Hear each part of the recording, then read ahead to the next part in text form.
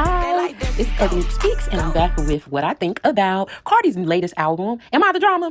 Oh, baby, I got some thoughts. So let's start out with what I loved. Off the bat, I definitely love that song "Salute," "Better Than You," and of course, "Up Outside" and "WAP." Which, she did include those, even though they were previously released tracks. WAP is already embedded in the culture at this point, because of course you can't go wrong with that Frank Ski sample, as long as you don't start, pointing them out. But yeah, I also loved Principle, and Safe. The best part about Safe was Kalani. I would have preferred it if because Cardi was so aggressive, like on the track, like, it was supposed to be like a soft song saying, like, her man make her feel safe, and we love that for her. I would have loved if she would have switched up to a softer flow like she did on Man of Your Word, because Chef's Kiss, that song is fire. I loved it start to finish. But what's with not listening to features? Like, is that the new thing? Because I swear this song is so fire, but who was the guy featured on it? Because, he ate, like, he really did. And then another song I liked was the Lizzo and Cardi, What's Going On.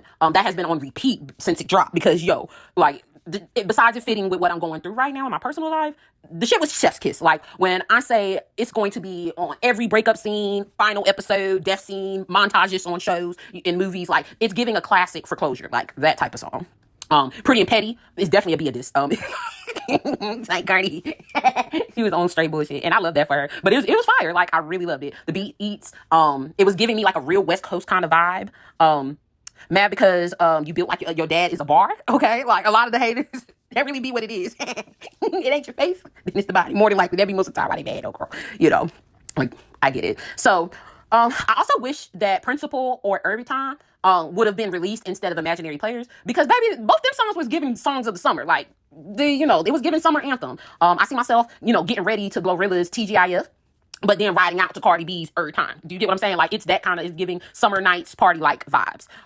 Like, I also like that Cardi was popping her shit a lot of this album, like, which, I know somebody is going to question her pen, but hey, her name is on literally every song's writing credits. So do what you want with that information. Now, I did listen to every song, but if I didn't mention a song, it's not necessarily because I didn't like it. More like it wasn't a standout track for me, and I doubt that I'll probably go back and listen to those particular songs voluntarily, which is okay. Even the best albums have a couple of skips here or there, so, not a big deal. I also appreciate that all of the songs were longer.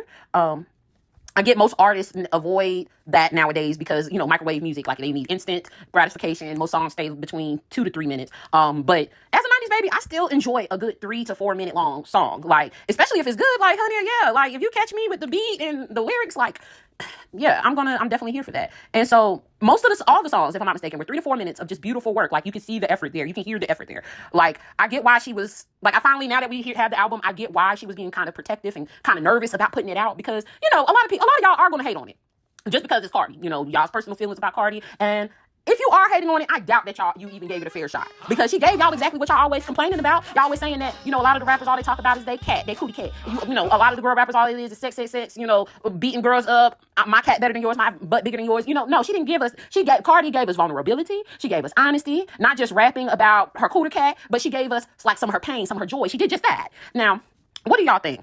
Because, have y'all had a chance to listen to it yet? Like, what songs do y'all like? Because I'm definitely looking forward to the visuals, especially for that Lizzo joint. I keep going back to that song. I imagine them giving nothing but looks and the most gorgeous scenery for that song. But overall, I do give Am I the Drama a A-.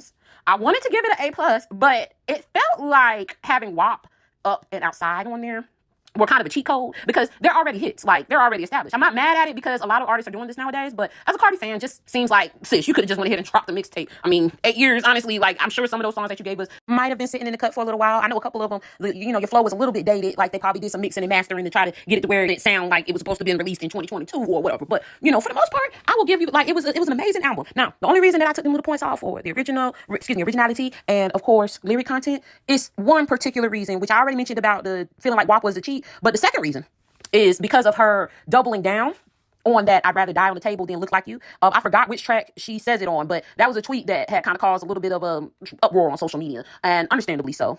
And I'm not one to judge people for doing body modifications or anything, but I will say, as a mom, as a girl mom, and Cardi, she got 3 beautiful children, 2 of them is young girls. I don't think that comment, I'd rather die on the table than look like you, like, you put that, it was a tweet, now it's a bar. I don't think that was the read that you thought it was, because I think as a mom, I really don't use, Cardi comes off as like she got good sense. And I refuse to believe that if her daughters came to her when they get older insecure about their body or things like that, I doubt that would be, the route that she would want to encourage them to take. Like, I'm just being honest. I mean, and with these girls out here getting sick, having to go back to the doctors to remove things. Hell, Cardi herself was complaining about, the ramifications from the modifications that she got, when she was younger. She kind of got some stuff done. Like, I feel like that just is not the message to promote. That's all I'm saying. In this era of where these kids are soaking shit up like sponges, that one bar just kind of, for me, I was like, okay, we could have did without this, sis. But and for what it's worth, you apologize to Paris. What the hell was the point of apologizing if you're gonna go and double down and put it in the song? Like, but if Paris don't care, then I don't care. I'm not gonna be more offended than the person who it was originally about. But again, it was distasteful. That's all. It was a little distasteful. But overall, you can hear the introspective, you can hear the self-reflection, and most importantly, she gave us more than just best cool cat, best money. I got all the money. Da da da da. Woo, woo. She gave us vibes. She gave us emotion. She gave us something to think about, and I, of course, appreciate that.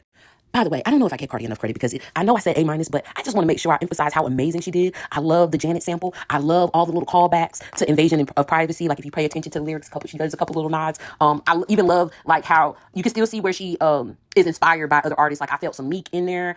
Still felt a little bit of Kodak in there. So you can still hear a little bit of Southern influence. You can tell that she's been living in Atlanta the last couple of years. So yeah, I definitely wanted to give her credit for all the amazing, the amazing work. Because I feel like, a lot of the times we complain, and every now and then most of the time they don't hear us. Most of the time the artist doesn't hear the fans. But I feel like genuinely this album proves that Cardi was listening, and she's definitely paying attention. And she cares, and she fed us. I just wish she would have either dropped the album a little bit sooner or either switched up the singles that we released, because some of these songs was meant to be when it was warm and we were outside. Cardi, come on now. But I'm really looking forward to hearing what y'all think or have to say about this. Go on and put it in the comments, and I'll talk to y'all soon. Take care.